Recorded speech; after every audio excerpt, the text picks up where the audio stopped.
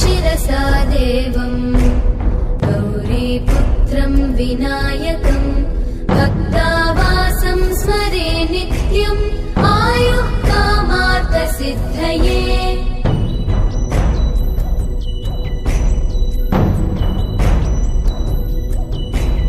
प्रथमं वक्रतुण्डं च एकदन्तं द्वितीयकं तृतीयं कृष्णपिङ्गाक्षं गजवक्त्रं चतुर्थकम्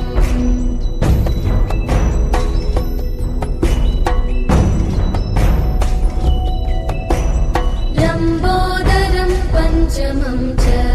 षष्ठं विकटमेव च सप्तमं विघ्नराजं च धूम्रवर्णं तथाष्टमम्